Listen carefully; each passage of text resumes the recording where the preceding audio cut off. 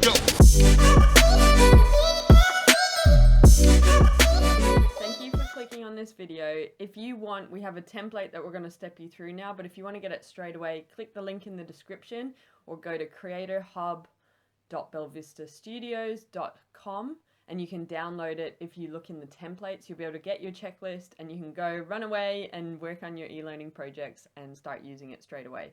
But in this video, we're going to take you through how to use it. It is very simple, but I'm super stoked that you've clicked on this video because it means that you're actually interested in delivering quality products, and I think that is essential for us in terms of your client or your stakeholder. You know, the amount of times that we hear from clients they won't use someone else again because they received a finished product that had spelling mistakes in it, missing full stops, buttons not working. I just don't understand how that happens, and I can see how it does actually happen if you don't have a proper quality assurance check in place as part of your process. So I really encourage you to start using it.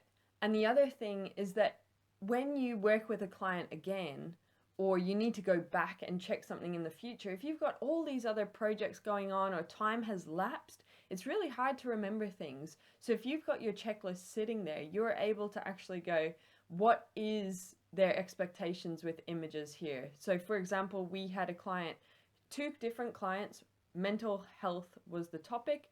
One client wanted images in there where people were all looking sad because they were like, people are depressed or people are suffering from anxiety or they're stressed or whatever it is. So they wanted people that represented those behaviors that we kind of stereotypically associate with that.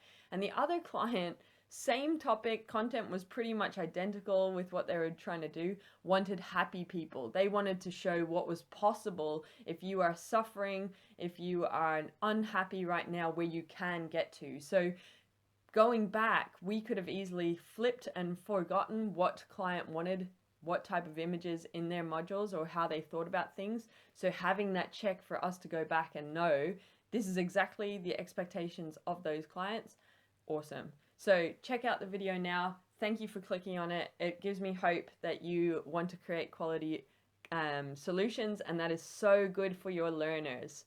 So enjoy the video. Okay, this is the QA checklist here, which we've created in Excel. So the first part you want to fill in is the details of the project, which is just your client's name and then the module name. You can delete our examples out of this as well. We've just included those to give you an idea of the kind of things we'd normally include. And then you can see here that we've got 3 review rounds. You can obviously adapt that if you need to, but generally we'll do 3 rounds of client feedback, which means we do 3 rounds of QA as well. And for those reviews, we just like to enter in the date and also the initials or the name of whoever it was completed by. That just makes it easier if you need to go back and check anything later on. So then you can see here in the purple, we've just got a different section for each design element. So to start off with, we have typography. So that covers basically all of the text requirements. So that's things like the font type, colour, size, and whether or not that differs for buttons or instructions and that kind of thing. So yeah, you basically just list whatever the details are down there and then mark off whether or not that's been checked in that particular review. Next up is dot points. So that's the same kind of thing again with the details. So just spacing, alignment, colour if it's a different colour, the size of the indent and all of that. This one is grammar, so checking the punctuation and also looking for orphan words. Then we've got a whole section for the spacing and alignment, so that's for all of the text, images, videos, layers. So that one's really important for keeping everything nice and consistent throughout. And it's something that's pretty simple to check, but it looks really unprofessional if you don't have it right. So it's definitely worth keeping track of that there to make it nice and easy to go back and double check later on. Next is functionality, so that's looking at how the different elements need to act. So basically making sure things like all the links are working, and that videos are playing when they're supposed to, next and back buttons, like everything's in the right order. Then we have states, so for things like click and reveal screens or just any kind of buttons, you want to make sure those are consistent throughout if the buttons are supposed to change colour or be ticked off or anything like that when they're interacted with. Activities is for if you've got any scenarios or quizzes or any little tests like that.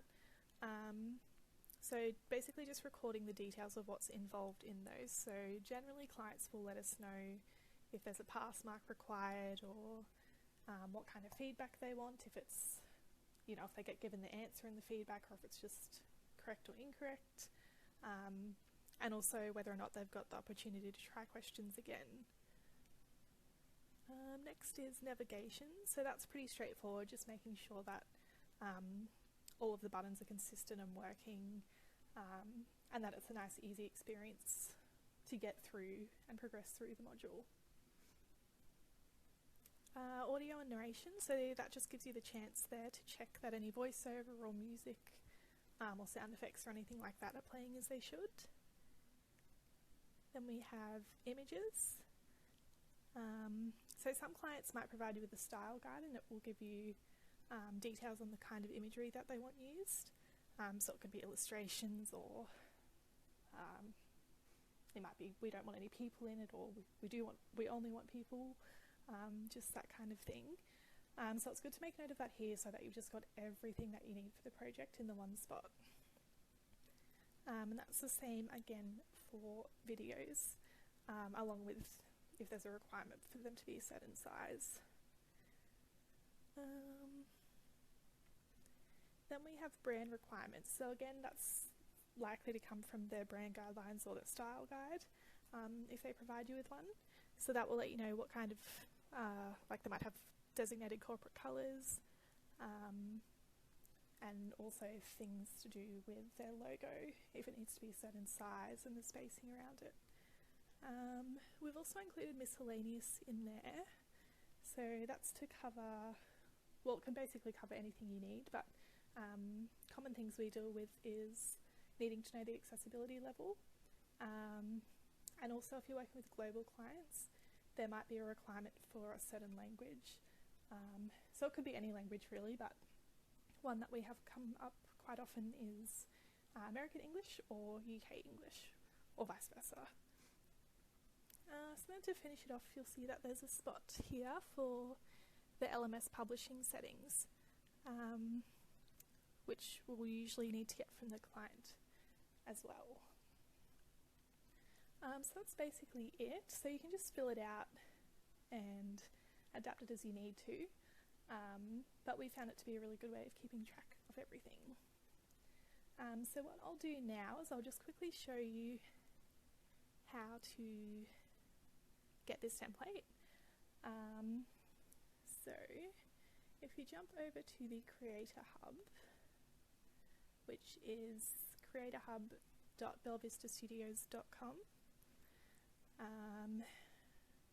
and then you can scroll, sorry, I'll just move this over.